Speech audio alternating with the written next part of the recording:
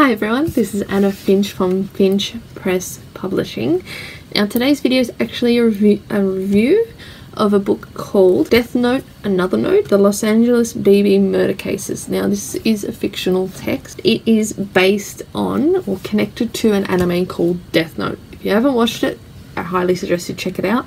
It's amazing. The story, the characters are compelling. I basically binge watched it when I first got access to it and found out about it. This particular story, Death Note, Another Note, is like a prequel to the anime. So this is before the anime and the main storyline came about.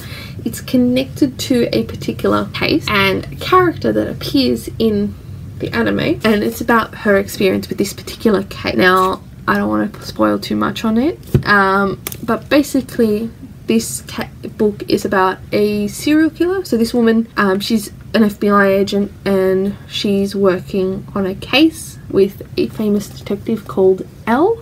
Now she is off duty, I believe, when this story happens, but she tries to work out who the killer is. So she has to work out who the killer is. Why is the killer doing this? Why is he killing people with names that start with Q and B? So the initial, why is he killing people with the initials QQ or BB? That's why it's called the Los Angeles BB Murder, and it's also connected to the actual killer.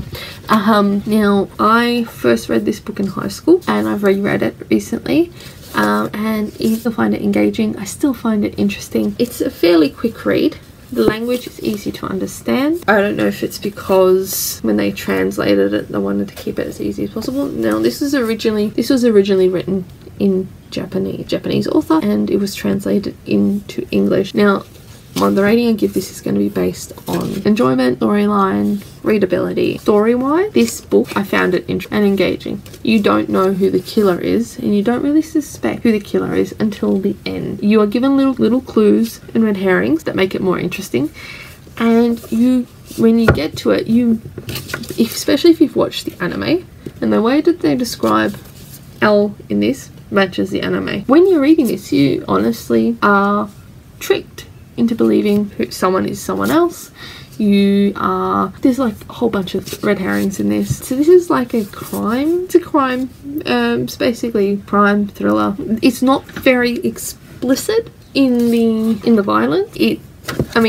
There's some sections where they do describe a particular murder, but it's not super detailed. So the actual murder scenes are not very detailed. So when they describe the murders, they're not very explicit, which is good. This is written for teens, so it's young adult. The fact it's not explicit in the murders, in the way they describe it. I mean, they mention some of the ways that they're killed, but they don't go into a whole chapter describing the murder, not from memory. But story-wise, it's engaging, it's interesting from start to finish. Now, because I watched the anime, I kind of had an idea of who the bad guy was. Not much of an idea, but I had some idea.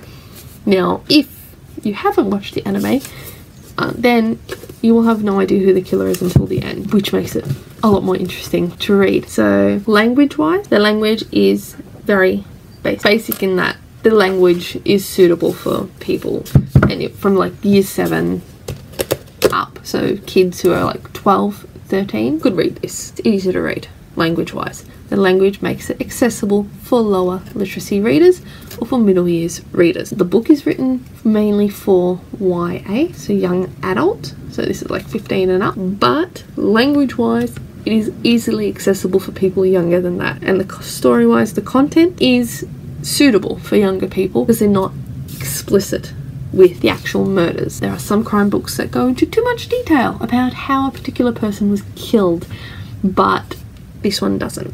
So it's suitable for young readers. Story-wise, the story is well developed. The characters are well developed. Now, because I have watched the anime and had read some chapters of the manga as well, the way they presented the characters did match the way they were presented in the anime. At least the ones who were actually in the anime. Story, the timelines and that match up with what's in the anime, so the cohesiveness of this is really well written. The characters were well developed, the storyline was well developed and interesting, but simple enough that young children could follow along. Enjoyment, I enjoyed this a lot. So I definitely enjoyed this a lot more than The Hunger Games. I do recommend that if you haven't read this before, if you haven't read LABB Murder Cases, I do recommend you read it.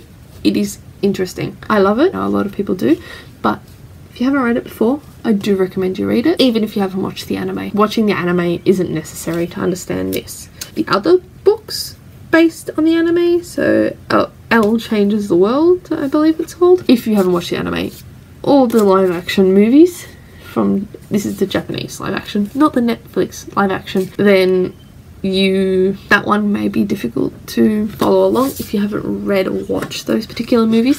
But this one, even if you haven't watched the anime or you have no idea what Death Note is, reading this is interesting from start to finish. I would actually give this a 9 out of 10.